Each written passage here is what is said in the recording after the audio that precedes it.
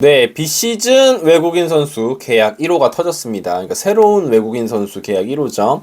굉장히 빠른 타이밍이에요. 지금 11월 초인데 벌써부터 외국인 투수 계약이 이야기가 됐다는 건 아마도 이제 사전에 물밑 작업을 하고 있었던 것 같습니다. 다저스에서 뛰었던 선수이기 때문에 다저스는 이제 10월부터 가을 야구를 했고 이 선수는 이제 가을 야구에 뛰지 못했죠. 엔트리에 들지 못했었기 때문에 아마도 10월부터 활발하게 논의가 이루어지지 않았나라는 생각이 들고요. KT 위즈가 26세죠. 사워 우완투수 95만 달러에 영입을 했습니다. 이렇게 됐다는 얘기는 기존의 외국인 선수였던 헤이수스, 패트릭 이 선수들과는 둘 중에 한 명 혹은 둘 모두와 이별 예정 수순이다.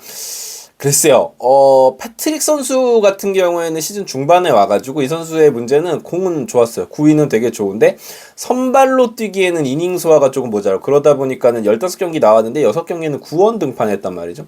불펜으로 나왔을 때는 상당히 솔리드한 모습을 보여주기는 했는데 선발로 나왔을 때는 조금 이제 문제점을 드러냈었죠. 그래서 패트릭과 재계약하기는 저는 쉽지 않아 보이고 헤이수스가 조금 애매합니다. 32경기를 뛰었고요.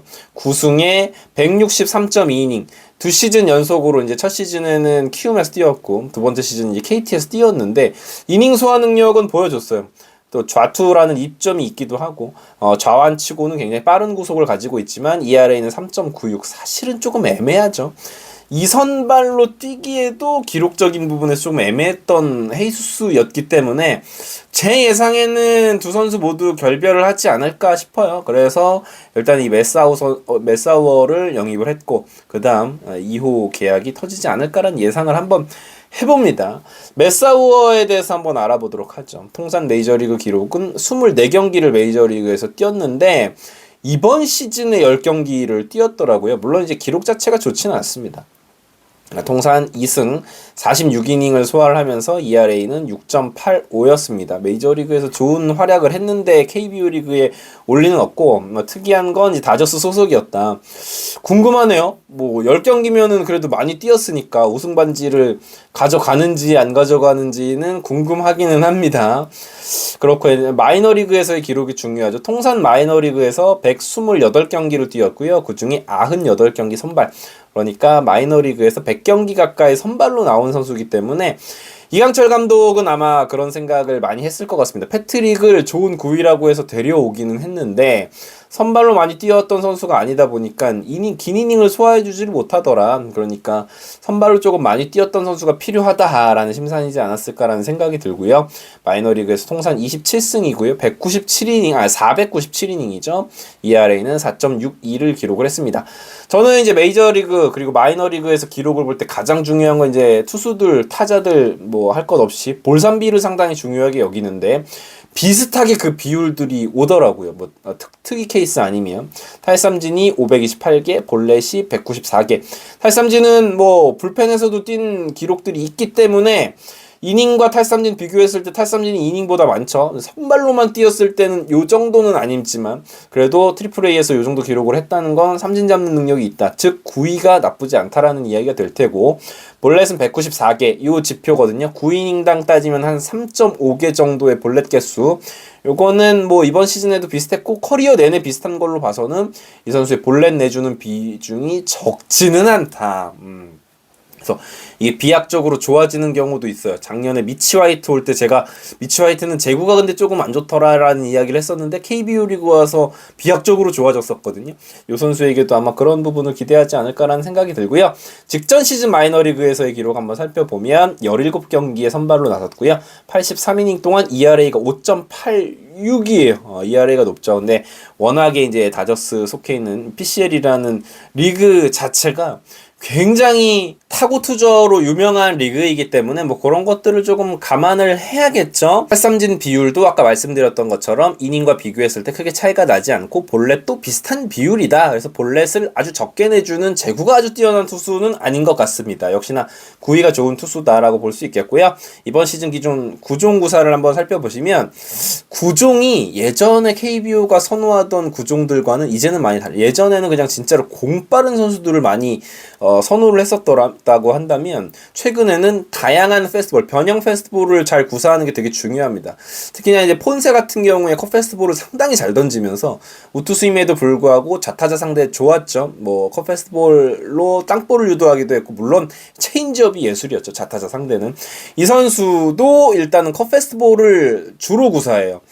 뭐 슬라이더보다는 꺾이는 각이 좀 적지만 그래도 페스트볼과 비슷한 구속을 자랑하는 140km 중반대 컷 페스트볼을 32% 구사를 하고요. 포신 페스트볼도 22%. 그러니까 컷 페스트볼, 포신 페스트볼 이런 페스트볼의 위력이 워낙 좋은 선수다라고 보시면 되겠고요. 싱커도 사실 페스트볼이잖아요. 싱킹 페스트볼인데 이 싱커를 아마도 좌타자 상대로 잘 구사를 해서 역시나 이런 구종들을 구사한다면 땅볼 타구 유도 빈도가 높을 수밖에 없겠죠. 슬라이더도 19%로 구사를 하고요. 스프리터가 9%인데 저는 최근에 한국에 오는 KBO에 오는 투수들의 유형을 살펴보면 체인지업 혹은 스프리터 요거 잘 구사해야 된다라고 저는 보거든요.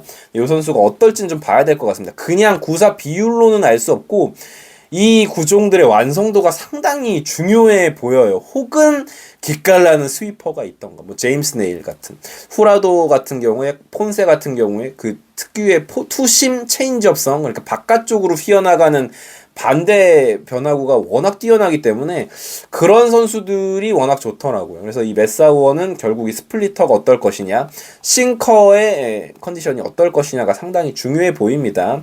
포신 페스티벌 평균 구속은 150km가 넘고요. 뭐 이제는 150km 안 넘는 투수는 올 수가 없어요. KBO 리그에 올 수가 없고, 거기에 더해서 저런 변형 페스티벌을 얼마나 잘 구사하느냐가 되게 중요하다고 볼 수 있겠죠. 젊은 나이인 선수들을 데리고 오는 것도 이제는 트렌드가 된 것 같습니다. 일단 라이언 와이스라는 20대 후반 투수가 와서 성공적인 연착륙을 한 데다가 LG 트윈스를 우승으로 이끈 토러스트 같은 경우도 상당히 어린 투수들이었거든요. 이런 투수들을 왜 선호하냐면 동기부여가, 뭐 이런 아픈 이야기에서 죄송하지만 벨라스케스가 아쉬웠던 건 메이저리그에서의 커리어가 끝자락이었던 선수가 왔을 때, 커리어가 점점 하향 곡선을 그리고 있는 투수가 왔을 때 동기부여가 일단 없고 좋은 모습을 보여주기 힘든데, 이 선수 26살입니다. 그러니까 아마도 KT 위즈 입장에서는 어떻게든 더 좋은 모습을 보여서 다시금 바운스백해서 메이저리그로 가기를 바라는 그런 투수를 영입한 게 아닌가라는 생각이 들어요. 그래서 그럼 한화이글스 팬분들은 어떻게 지금 한화가 과정이 꾸려져 가고 있느냐를 궁금해하실 텐데, 하나는 어쩔 수가 없습니다. 이 폰세 와이스 재계약이 우선이기 때문에, 물론 이 선수들이 상위리그 갈 가능성도 없지 않고 폰세는 굉장히 높죠. 그럼에도 불구하고 이 선수들의 계약이 다 만료된 이후에 리스트업은 하고 있겠지만 구체적인 계약이 이루어질 수 있는 상황이다. 우리가 의릴 수밖에 없기 때문에 이건 어쩔 수 없지 않나라는 생각이 듭니다. 외국인 선수 계약이 들려올 때마다 이렇게 타팀이라고 할지라도 이렇게 꾸려보도록 하겠습니다. 재밌게 볼 수 있을 것 같습니다. 이글스의 브리디였고요. 구독, 좋아요 부탁드립니다. 감사합니다. 요즘에 배달 떡볶이가 솔직히 너무 비싸다고요. 한 2만원 막 3만원 막 이렇게 되는데 한 봉지에 5,000원이 안 됩니다. 배송료를 포함해도. 네, 퀄리티도 보장이 된다. 이거는 이따가 먹으면서 또 이야기를 해보도록 할게요. 종류도 국물 떡볶이, 짜장 떡볶이, 마라 떡볶이. 요즘에 마라탕이 또 인기인데 가성비가 정말 좋다. 말이 안 되는 게 이게 세 접시가 12,000원이 안 돼요. 오리지널부터 한번 먹어보도록 하겠습니다. 제대로다. 짜장 떡볶이 매니아층이 있잖아요.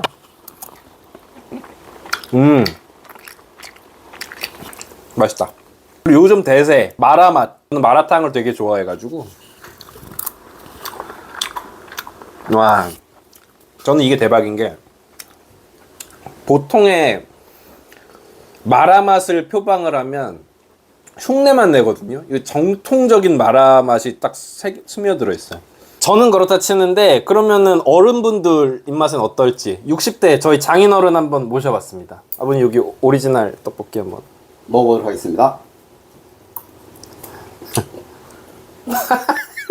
일반이니까 그냥 요거는 짜장?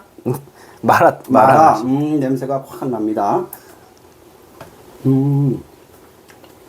여러분 걱정하지 말랍니다. 너무 맛있어요. 너도 한번 먹어볼래?